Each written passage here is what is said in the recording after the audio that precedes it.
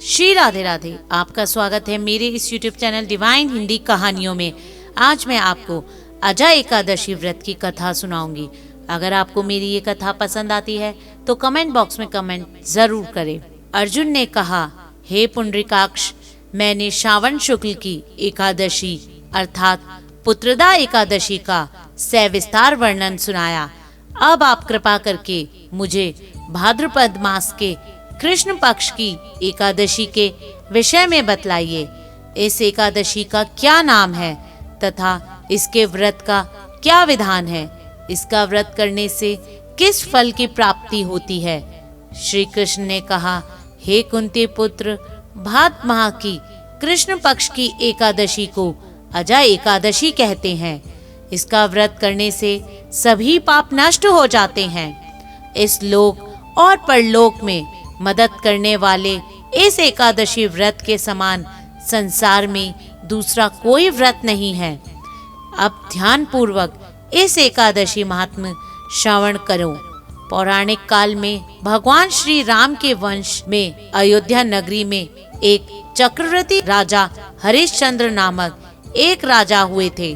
राजा अपनी सत्यनिष्ठा और ईमानदारी के लिए प्रसिद्ध थे। एक बार देवताओं ने इनकी परीक्षा लेने की योजना बनाई।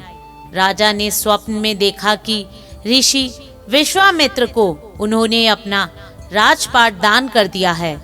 सुबह विश्वामित्र वास्तव में उनके द्वार पर आकर कहने लगे, तुमने स्वप्न में मुझे अपना राज्य दान कर दिया। राजा के सत्यनिष्ठ व्रत का पालन करते हुए संपूर्ण राज्य विश्वामित्र को सौंप दिया। दान के लिए दक्षिणा चुकाने हेतु राजा हरिश्चंद्र को पूर्व जन्म के कर्म फल के कारण पत्नी, बेटा एवं खुद को बेचना पड़ा।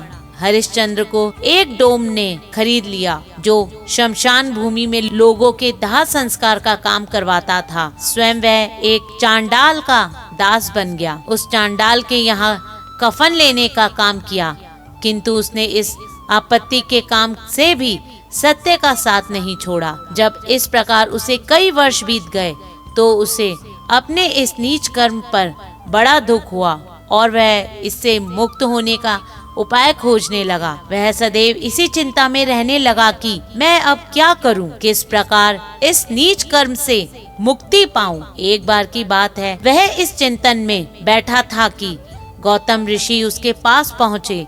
हरिश्चंद्र ने उन्हें प्रणाम किया और अपनी दुख भरी कथा सुनाई। राजा हरिश्चंद्र के दुख भरी कहानी सुनकर महर्षि गौतम भी अत्यंत दुखी हुए और उन्होंने राजा से कहा, हे राजन, भादो माह की कृष्ण पक्ष की एकादशी का नाम अजा है। तुम उस एकादशी का विधान पूर्वक व्रत करो तथा रात्रि को जागरण करो। इससे तुम्हारे सभी पाप नष्ट हो जाएंगे।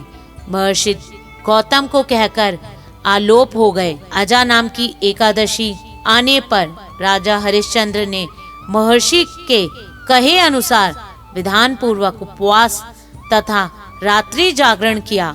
इस व्रत के प्रभाव से राजा के सभी पाप नष्ट हो गए। उस समय स्वर्ग में नगाड़े बजने लगे तथा पुष्पों की वर्षा होने लगी। उन्होंने अपने सामने ब्रह्मा, विष्णु, महेश तथा देवेंद्र आदि देवताओं को खड़ा पाया।